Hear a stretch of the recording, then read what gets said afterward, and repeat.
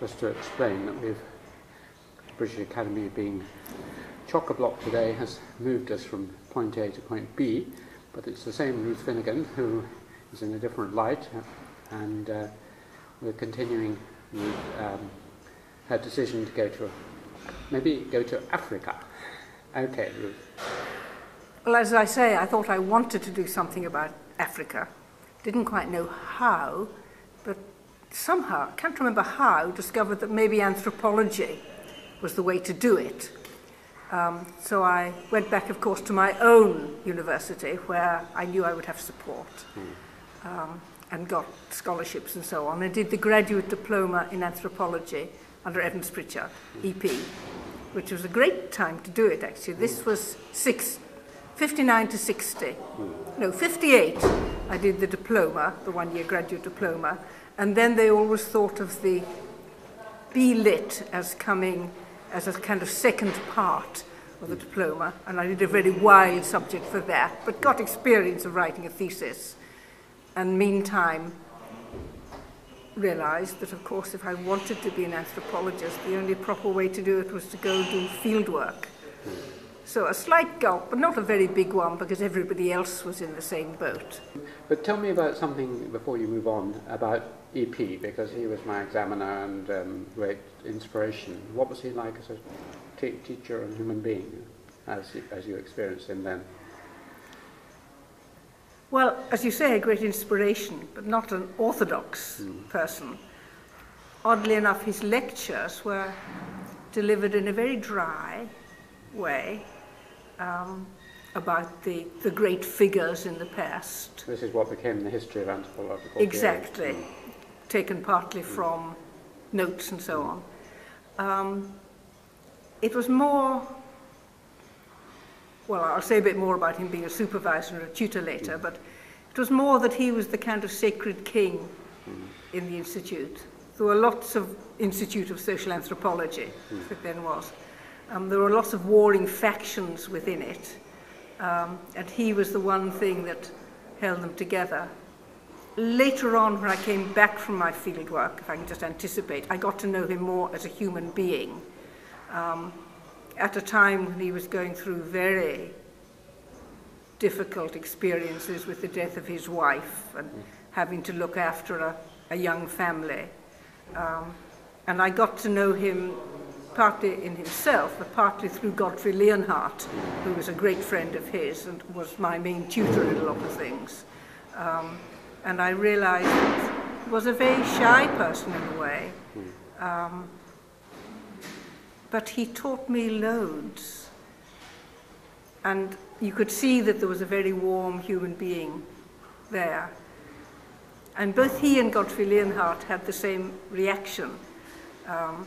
They didn't teach you in any formal way. I remember my first tutorial with Godfrey Leonhardt. We went on for about 10 minutes and he said, "Oh, Ruth, let's go to the pub, Lamb and Flag." And I was very shocked in my puritanical little girl, Ulster way. But in fact, it was those sessions in the pub with him, and particularly with EP, where I began to become socialized, I think, into looking at things much more as an anthropologist and querying my own assumptions. Of course, which included the fact that I was being taught by Catholic converts. And there they were so wise and intelligent and perceptive. Did they try and, EP was sometimes accused of trying to proselytize, but did he try and convert you at all or not? Absolutely not. No. Not in any overt way. I mean, people might say that his great book, No Religion, was a kind of proselytizing, but not in any overt way at all, no. So we'll come back to further exploration of his character later, but continue with you did your two sort of parts of the course. Yes. You did an MLit, presumably. It was B.Lit, it was called then. Yeah. Which was on? Well, I almost don't like to confess it. It was on ancient Irish kingship, kings. And I felt so ashamed of doing that because I didn't read early Irish. I mean, I learned a tiny little bit, but basically, I didn't read it. And looking back, I now think how naive I was, because I accepted this conventional wisdom at the time, that ancient Irish society was unchanging for about 6 centuries. I mean, nowadays we would ask questions about that, wouldn't we? But it was an ancient society that was unchanging, and therefore you could use evidence from lots of different places. But the thing, I'm ashamed of it, but I'm still glad I did it, A, because of the skills of having to put together a long thesis, references, chapters, typing, and so on. But B, because one of the really interesting things was the role of the poets in early Irish society, if that's what you can call it, in praising the kings, but also using sanctions against them. And that then fitted in with a lot of my interests later on. So I'm glad I did it. And it was actually accepted by the professor of Celtic there, so it must have been not too terrible. But what I wanted to do was not pursue that. That was never an idea. That was just something you have to write a B.Lit from documentary evidence. I wanted to do fieldwork in West Africa, which ran counter to the East Africa expertise of most people at that time in the Institute. And I think the reason I wanted to go to West Africa was, it seemed to me to be more, as I saw it then, developed. They had towns, they had kings, they had tradition. Yes, exactly. They had all those things. And I just wanted to go and be involved in that. And they didn't put up any obstacles to your... Not at all. One of the wonderful things about EP, I should have maybe said this before, was he thought his pupils, his students, should do whatever they were good at. And it was one of the great things about it being a graduate diploma, that you get students coming in from a whole lot of different areas. And he wanted them to build on the disciplines that they learned from. And though he had a particular viewpoint, he actually was very liberal and didn't, some of his junior people perhaps weren't so much so, but he was very liberal and wanted people to do whatever they wanted to do and felt they'd be good at. And that was one of the great things about him. But of course there was the practical problem of where was I going to get a grant? And at that time the Colonial Social Science Research Council was one of the main sources. But of course they would only give grants for places which were still colonies. So that ruled out Ghana, and it was going to rule out Nigeria. So it was a matter of Sierra Leone or Gambia. And I wasn't thrilled by the idea of Gambia, which is just basically a river. So I wanted to go to Sierra Leone and got a lot of advice about it and so on. Almost the best bit of advice was, I think, from Godfrey Leonhardt, who said, look, Ruth, all right, choose a place that hasn't been, so to speak, studied by anthropologists in Sierra Leone. But for goodness sake, choose a tribe that you can pronounce, because you'll have to go to an interview. Good advice. So I chose these people called the Limba. That's very pronounceable, Limba. And I well remember the interview, because I had to go along. And there were all these amazing anthropologists, whose names I'd heard of. And they asked me hard questions. And I think it was Mayor Fortes who said, so, Miss Finnegan, will you do a structural functional study of the Limba? And I didn't quite know what that meant. But Lucy Mayer chipped in with some saving remark. No, I remembered it wrong, I'm sorry. He said, what kind of theoretical framework will you use? So I was a bit stymied. And then lovely Lucy Mayer stepped in and said, I expect she will use a structural functional analysis, won't she? Looking at me. So I said, yes. How sweet. So I got my grant. You say the lovely Lucy Mayer. Was that just in this occasion she was lovely, or did you get to know her? On that occasion. I've met her a few times, but I didn't really get to know her. But actually they then took away half my grant, the Colonial Office, because Sierra Leone became independent halfway through. But fortunately the Horniman Trust also gave me some, and so I had enough. Do you remember that some anthropologists do and some repress it, the arrival moment in the field? Do you remember? In the field? Or arriving in Sierra Leone? I remember arriving in Sierra Leone by boat. Those were the days. And then having to, fortunately I was staying with a good contact that I'd met in England at some point, who was at Fora Bay College, which was the university college there, who was very, very kind. I think I was an awful liability, but he was very kind. Harold Turner, who did a wonderful work on Aladura in West Africa from a theology point of view. They were so kind. But then I had to make contact with the Colonial Office people there, and I hadn't really been told who I needed to make contact with. I remember waiting around ages and ages, because they had to give me various clearances and help me to find a car and pay for or support various things. His arrival in the field, it was not a, I'm now in the field, I'm now not in the field. Yeah. It was much more gradual. I met some Limber people in Freetown, the capital town, including a Limber minister of the Limber Church, and heard him speak, giving sermons, which was wonderful. Then the first place I was in, Kamabai, was a village sort of on the main road up north that had a missionary station, American Wesleyan Missions. And I did spend several months there, but then went to a much more inner village where you had to walk to get to it. And I remember my arrival there more than anything else. But I was very naive and really broke so many of the rules that nowadays we would tell field workers. You probably weren't trained in any way.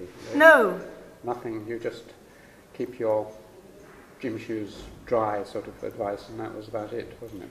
Well, the only advice I got was make 2 copies of your notes and ship one out for when you lose the other lot. I think that was soon after Edmund Leach had lost all his stuff. Yeah. Yes. Yeah. Yeah. I mean, I was told that, but really no training.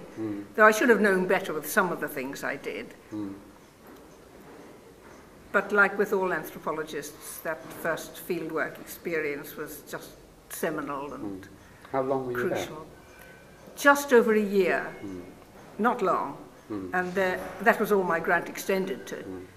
And then I was back for a couple of months a bit later on. So not long. And in one way I'm ashamed of that, but in another way I just learned so much while I was there.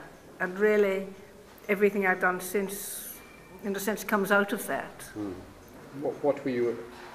Was it a narrowly circumscribed subject you were studying, or was it the old holistic total community study, or a mixture? A mixture.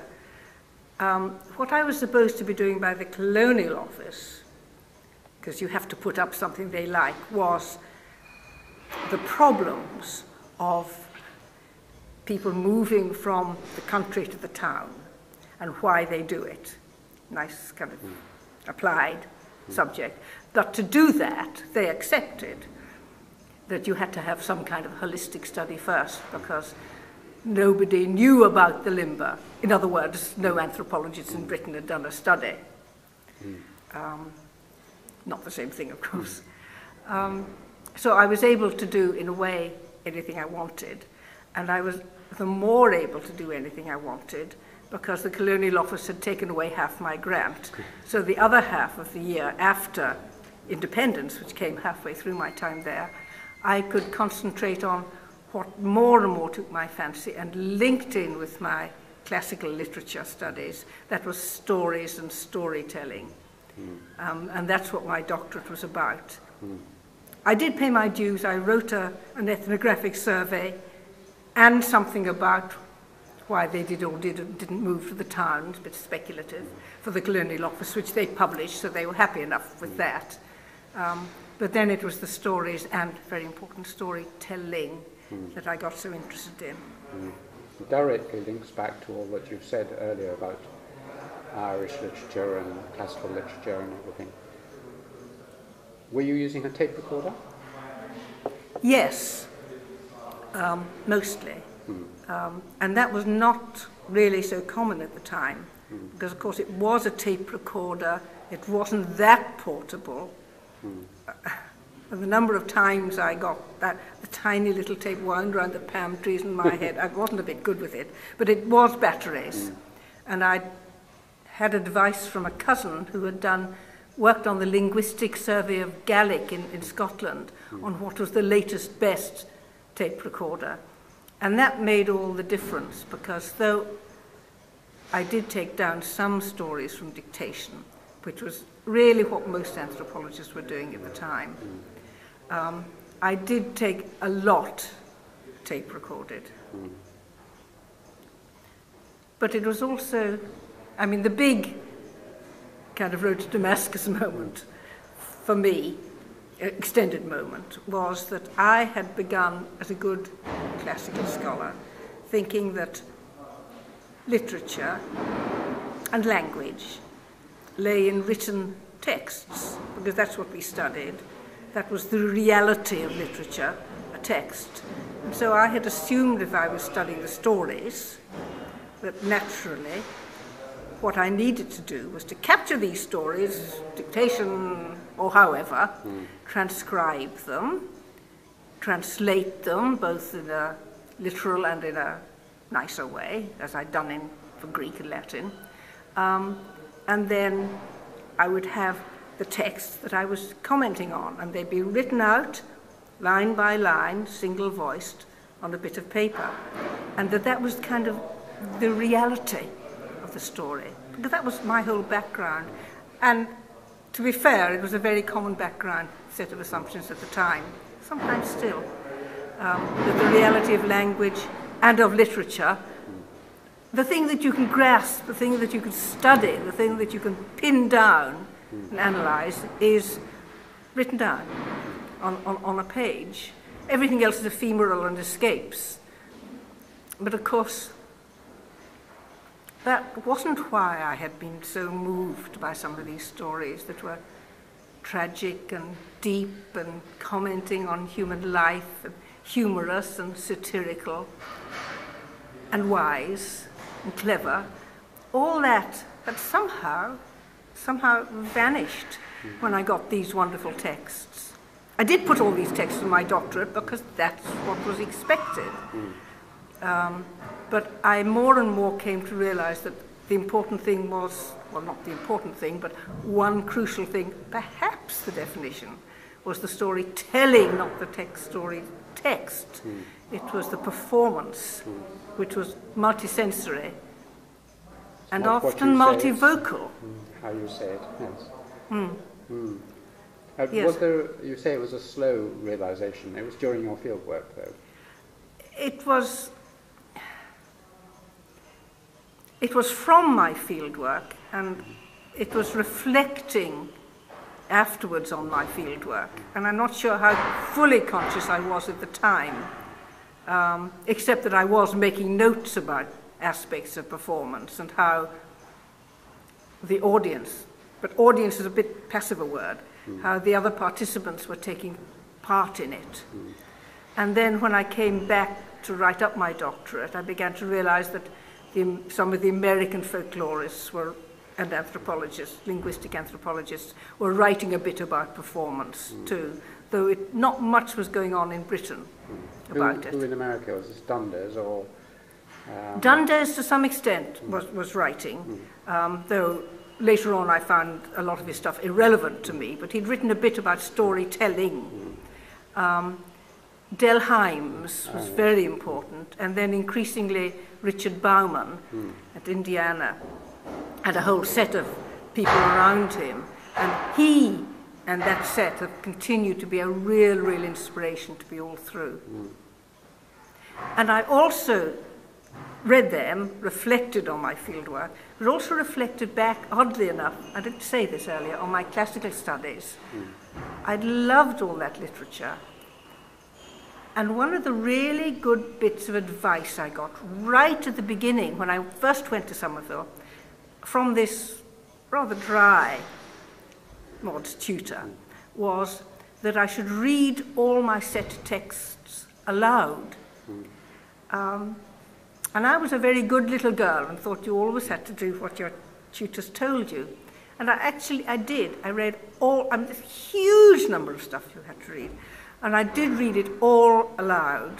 Maybe not very loudly loud, but whenever I had gone through and worked out what this bit of Livy said, or Lucretius, or Aeschylus, I would then go back and read it aloud to myself.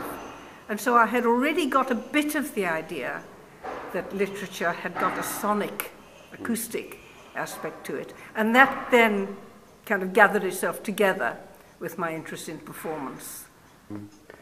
And you were going to say something more about EP, but I don't know whether it's at this point you'd like to say the supervision by EP. Yes, he was my supervisor. And for me, he was a wonderful supervisor. I think it wouldn't have done for everyone, because he basically left me to my own devices, and he just had faith that I would get on with it, which is a bit dangerous, not what supervisors are told they should do now. But what he was so wonderful about was whenever I wrote a chapter, and I was reasonably good at sticking to my own deadlines, after this experience of writing 2 essays a week as an undergraduate, he would always read it within 2 days and come back with comments. Not very big comments. They might be a comment like, do you have evidence for this? For these things that you say? And I would say, oh yes, of course, but then I would go back and think a little bit. But he was always encouraging in his rather dry, slightly shy way.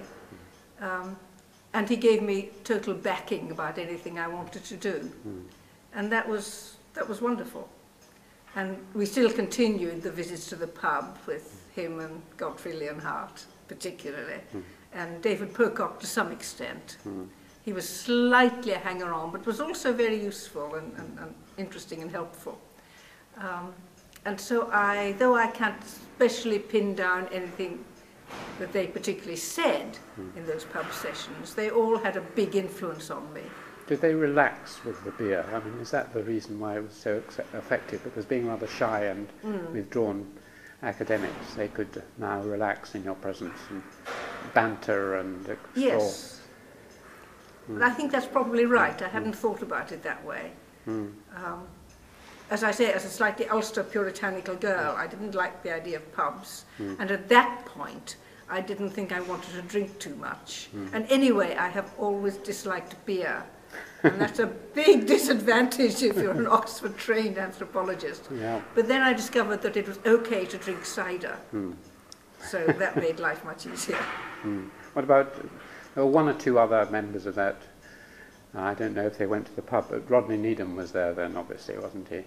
He was there, and he very much didn't go to the pub. I don't mean he never went to the pub. He was sometimes there, but he was very much not a member of that gang. In fact, there was really rather a division down between them at that time. And I was rather on the kind of Leonhardt-Pocock side, though later I realised I'd been a bit unfair to Rodney Needham in that. But it was a time of great loyalties, and of course great loyalty to Oxford as against these useless people in Cambridge or LSE. Yes. Did you have any dealings with useless people in LSE or Cambridge, like Meyer or any of the Jack Goody or the West Africanists there? Not really at that time. Before I did fieldwork, I went up to Edinburgh because that's where they did Sierra Leone at that time. And they were actually very helpful with contacts. Wasn't it? Little, yes. Yes. And Michael Benton. Yeah, oh yes, that's right. So the writing went well, you got some comments, and who were your examiners at the end of it? My examiners were, who were my examiners? John Beattie. No, I beg your pardon, John Beattie was my B-Lit. Godfrey Leonhardt is the internal.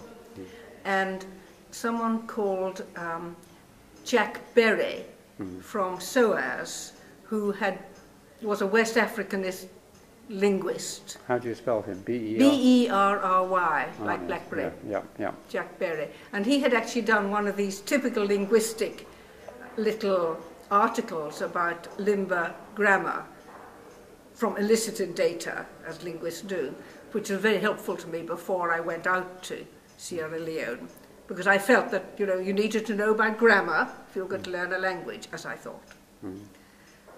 So he was a very appropriate person. He had also written a good thing about West African stories, I think it was called, or West African unwritten literature. It was quite a short thing, but I'd found it very inspiring when I was doing my That was lucky. doctorate. Yes, yes, quite. And he was a good examiner. Well, they were both very fair in the sense that they read it, clearly had read it, and of course they were very fair in being complimentary about it, Alan. And said you should publish it. They said I should publish it, and Godfrey particularly gave me some very good advice when I then later on came on to publish it. The advice I particularly remember was he said that I had rather talked about the storyteller, whereas it would be much better, as a kind of curate's egg, it would be much better if I took examples of, say, 4 or 5 and talked about them. And of course that was such obvious good advice that nowadays I hope any doctoral student would already have given themselves. But things were a bit more kind of generalised then than I think they are now. But that was very good advice, which actually I've never forgotten ever since. It must have been a very exciting time in anthropology at Oxford. That was the early 60s, wasn't it, really? It was. I got my doctorate in 63, so I was doing it from early 62 to 63. Well, it was, but somehow... I don't mean it wasn't exciting, but and we always had these wonderful Friday seminars where people came and talked. But people were, in a way, doing their own thing. And there were these divisions. And it was, I think, at that time that E.P.'s wife died. And that was, you know, very sad, and there was the problem about his children. So things were a little bit kind of quiet in one sense, even though there was a lot going on. Were there any of your contemporaries doing PhDs, etc., who you kept in touch with or who became well-known anthropologists? Do you remember any of the co-PhD students? Most of the people that I did the diploma with didn't go on to do anthropology in Britain. One, Carmelo Lisone. Oh, yeah, Tolosano. Yes, Tolosano, I beg his pardon. Went back to Spain and became a big noise in anthropology there. And I have, to some extent, kept in touch with him. There weren't so many of my contemporaries who went on in Britain. Some were, they came from all over the place. That was one of the really nice things. And they went back to where they'd come from. And some didn't go on to do anthropology. But nevertheless, I mean, one very good friend that I'm still very close to didn't go on academically in anthropology, but it influenced her whole life. She's the one who was 70 recently, and I gave letters to Lily to as a present, and she thought it was a wonderful present. Thank you for that nice plug, which will go onto YouTube shortly. Then there's the moment, which I describe in my students as a sort of postpartum depression delivery. You know, the thesis is done, the viva's done, all those troubles that you put off until the thesis is done suddenly loom over you. What happened then? What did you do? Well, I was very lucky. I didn't have that because I did my doctorate at Nuffield College, and there I met David Murray, whom I'm still married to, very happily.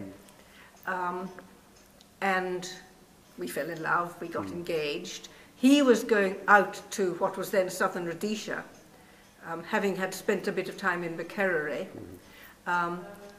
And he had assumed, like all the rest of us had, that Southern Rhodesia, like the other African colonies, would gradually move towards majority rule. And he was very happy to go and teach at the university there. So he went off in February '63. I stayed to finish my doctorate, which I finished in the summer '63, knowing that he was coming back in September and we were getting married in September. So I had to get it done in time. I really was quite fast, actually. But then went straight out to Southern Rhodesia with him. So I had my new life out there. There was a little bit of postpartum depression because he'd got a job there. I hoped I would, but I hadn't as yet. So the first term I was there without an academic job, though I could still be working on my doctorate that was going to turn into a book, I hoped. But then I got a job there. And of course, your first job teaching and lecturing is very intensive. I had no time to feel depressed, except by the political situation. Because both David and I wanted very much to encourage African students on. We felt we were doing quite a good job in that, while not neglecting the white students. But at that time, Ian Smith had got in unexpectedly, and every step we took forward to help to widen participation, really the government was taking 2 steps back and our students were being taken off into detention. So in the end, after not very, very long there, we decided the only thing really was to leave. That just being there as white, for all we thought we were helping, was actually making things worse, or it might have been. So we went off to Ibadan in Nigeria, which is a breath of fresh air, intellectually and socially and politically, not climate-wise. And what did you do there? What, you were again with the university, or? We were both teaching at the University of Ibadan. Of course, they didn't like it being called anthropology there, so I was a lecturer in sociology. I've never minded that. I think they're the same subject, the good bits of them. And that was really interesting time. It was a first-rate university, I would say. Gradually getting more Africanized. The Vice-Chancellor was African. It was at the time of the Civil War in Nigeria, Biafra. Yes. So a lot of the Igbo staff and students all departed. So there were difficulties, but it still was a wonderful, intellectually exciting place. I mean, that really was intellectually exciting. And it was so interesting teaching mature, African, thoughtful students. Don't mean they were all brilliant students, but it was such a challenge, and some of them were really great, and colleagues, some wonderful colleagues. And it was at the time that Wole Soyinka was writing his plays, and a number of them were being produced on the campus at that time. It was, I won't forget. Also, our 3 daughters were born when we were there. We were there 65 to 69. So altogether, it was quite a full time. It was also, when I was in Southern Rhodesia, as it then was, I finished my doctoral thesis as a book that was published as Limber Stories and Storytelling. And then I began, while I was in Salisbury, and continued in Ibadan, the book that became Oral Literature in Africa. So I was very busy with that. And looking back, I'm quite surprised that in those 4 and a bit years, I managed to produce 3 daughters, millions of lectures, as far as I remember, which is quite hard work.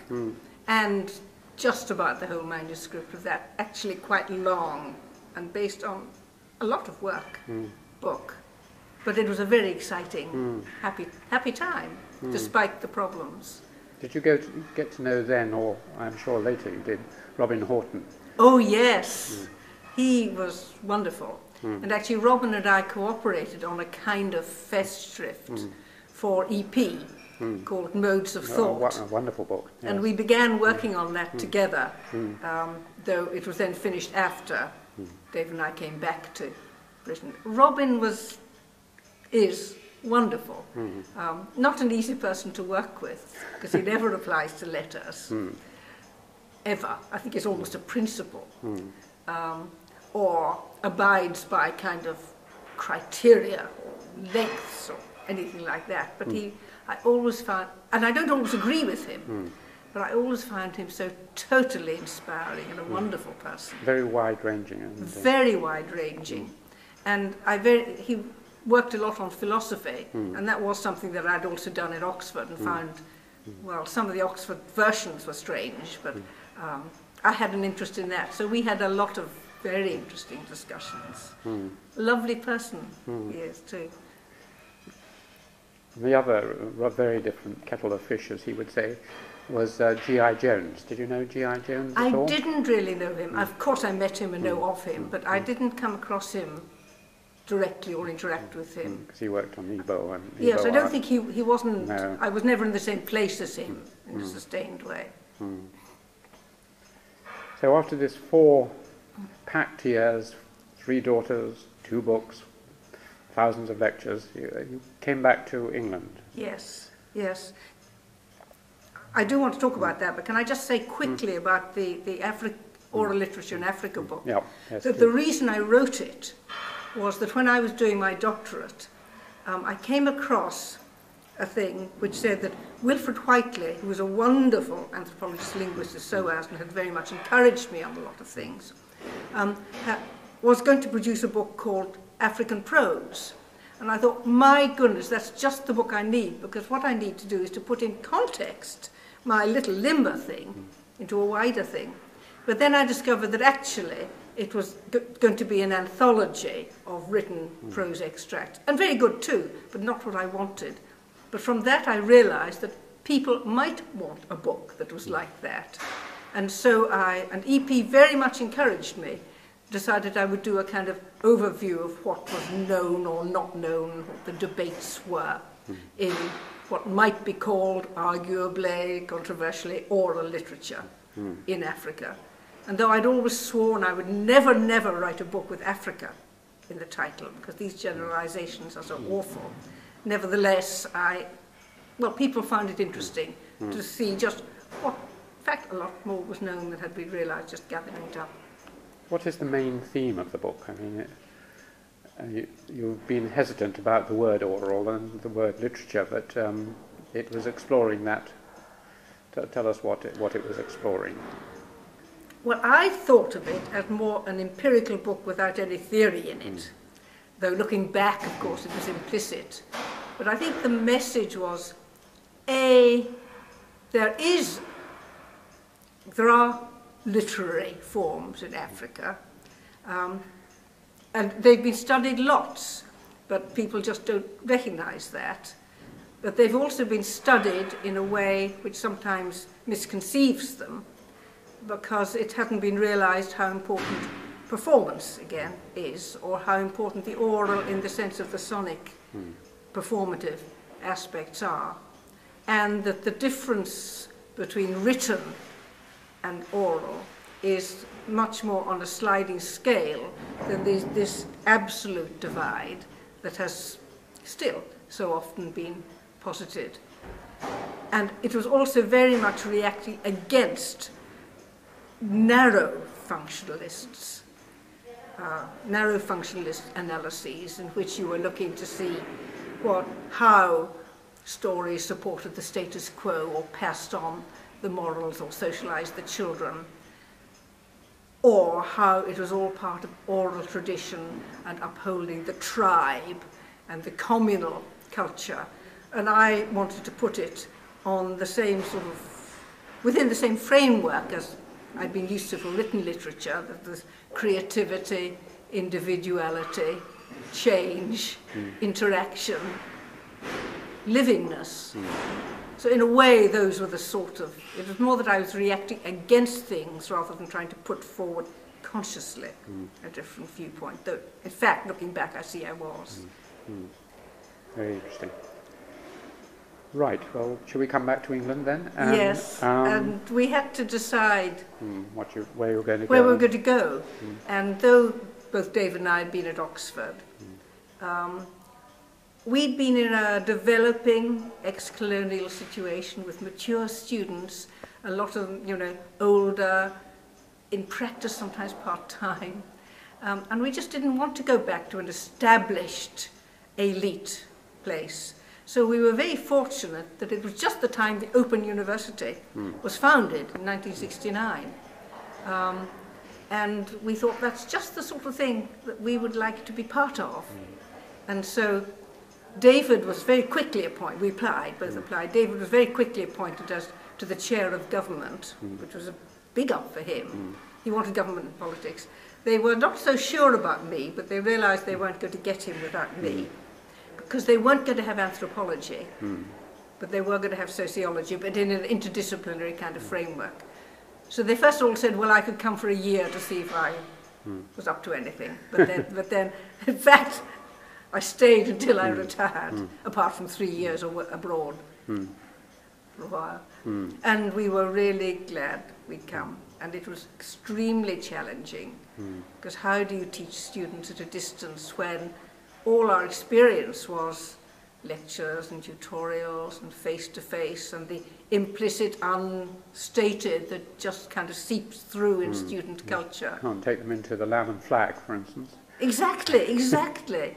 So it made us think a lot about what is scholarship, what is learning, what do students get out of it, rather than just what do we as wonderful academics get out of it.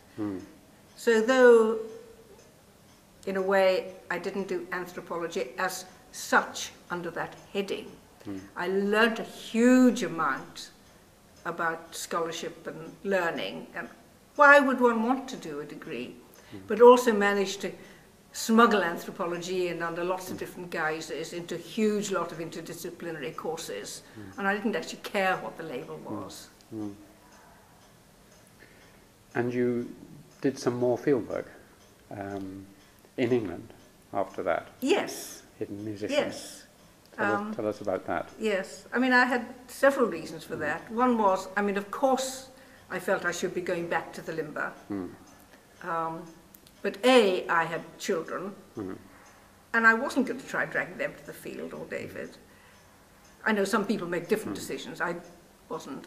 But also, I was more and more aware that the limber were just one group of what were called 13 different tribes, linguistic units, as divided up by the colonial authorities, in a small country the size of Ireland. And the limber, lived in northern Sierra Leone, where there were, forgotten now, 5, 6 different languages that partly linguistically merged into each other. And even the ones that didn't, there was a huge amount of culture that went right across the whole of the north of Sierra Leone. The secret societies, for example, their kind of ranks were cross-tribal. And I was more and more worried about this whole concept of tribe that seemed so obvious in the 1960s. And realized if I was going to do anything proper, I would have to learn about 5 different languages and go back and look at that. And I balked at that. But also, well, Britain was quite interesting, too. We actually joined the Open University in 1969. Then in 1975 to 1978, we went off and we worked in Fiji, the University of the South Pacific in Fiji for 3 years. And I got very interested in the urban music, the threefold traditions of Fijian, Indian, lots of Indians there, and European. And I did a bit of a study of that, which partly made me realize that, well, urban music might be interesting anyway. And the whole lot of things came together that led into my fieldwork on urban music when I got back. One of them, and this is a bit personal and silly, we travelled back by land as far as we could, across the Trans-Siberian Express, and all the way through I was looking out of the window thinking, as an anthropologist and a person, I wonder what they do in that village, I wonder what they think about, I wonder what they're like. And for the first time in my life, when I got to the English Channel, I went on looking out of the train window and thought, well, England, what do they do? That's very nice. And I had been a member of a local amateur choir in Milton Keynes already, came back to it again. And I was aware how much even a bad amateur, because I'm a really bad singer, Alan, really bad, how much even a bad singer could get out of it, and how important this weekly ritual was, and the performances, well, how much it meant. And I wondered, among many other things, how other people felt about that, how it came to be like that. And also, how did amateur music get supported? What were all the networks and the ramifications? And so that then led into my study called The Hidden Musicians, which is about amateur music making across the different types of music. I mean, jazz and rock and pop and classical, which I realized was only one. I never thought before. It's only one. It's not the natural way of doing music. I found that a very difficult study to do. Urban, as Peter Riviere said to me, how can you do that? I'm used to the field situation where you lie in your hammock and you see all your informants within sight. So it was a whole series of different kind of methods, including documentary. Newspapers, very good source. The ads, not the articles so much. And I had this huge amount of material. It was really hard work. But it's still, I was just thinking, you know, authors have their favourite books, really, don't you? Oh, yes. Yes, and that is one of my favourite ones because I learned so much from about it. And it was about real people, not, I mean, some of my other books have been a bit comparative, theoretical, had more influence perhaps. But that and the limber stories and storytelling, that was really people where I learned something and had something, hopefully, to offer. That's very nice. We're just getting towards the end in terms of tape and time. Perhaps what would be nice, I mean, you might have one or two things you want to say. We've touched on one or two people you've known professionally in your career, EP and so on. Are there any other anthropologists who have influenced, or thinkers who have influenced you a lot and you'd like to say something about? Well, when I went to Salisbury, southern Rhodesia, I went very much with the Oxford idea that these are Manchester people, they don't know anything about anything. But Mitchell there, Clyde Mitchell, was very much into the kind of networking. And I hadn't thought before, really, about the networking and the interactionist side. So that was a real eye-opener to me, and putting together different viewpoints. But otherwise, it's, well, many people. John Blacking, Queen's University, with his wide and very human view and his work on music has always been a great inspiration.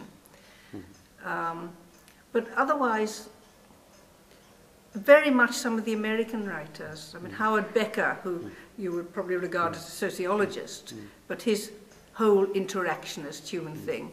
And then particularly these linguistic anthropologists, Dick Bauman, Joel Scherzer, Del Himes, Charles Briggs. They have been they're so wise, they're always 6 jumps ahead of me.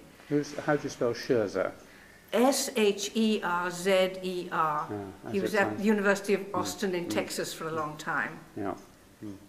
And in Britain, Peter Burke I worked a lot with, because we did a Cambridge series called Oral Literate Cultures together. And he's great, wonderful. Wonderful polymath. I do have to say that I found Alan McFarlane's work very, very inspiring. That's very sweet. Another plug on YouTube. Great. Thank you. This was on English individualism or something like that. Yes, but also the breadth. And that's something I value, not keeping within traditional disciplinary boundaries. I think the interdisciplinary and working at the margins, which is always difficult, is where the new creative work comes. And one thing that I'm always interested in is about creativity and method. Do you enjoy writing, and do you have any tips for viewers about how to think creatively? I enjoy writing in an agonized way. You'd think you would get better at it, having written quite a lot of books, but I seem to get worse and worse. I think really, any advice is just keep at it, even when it's rotten. Keep at it, and then you can always go back and change it. Keep writing. Keep writing, yes. Well, I've asked my questions particularly, but are there any other things that you would like to add or say about your life? And well, I was just thinking about it, and I think maybe 2 themes. One is this interdisciplinary working at the margins, I've just said. The other is, I think I've always been interested in the hidden, the invisible, that is not thought to exist by conventional wisdom, whether it's the amateur musicians or the oral storytellers or the scholars outside the universities that I've just done a thing on, or at one point the informal economy. I think all those things anthropologists, it's almost their duty to look at, but certainly it's been my delight to look at. Well, that delight is a nice word to end on, so thank you very much indeed, Ruth. That was lovely.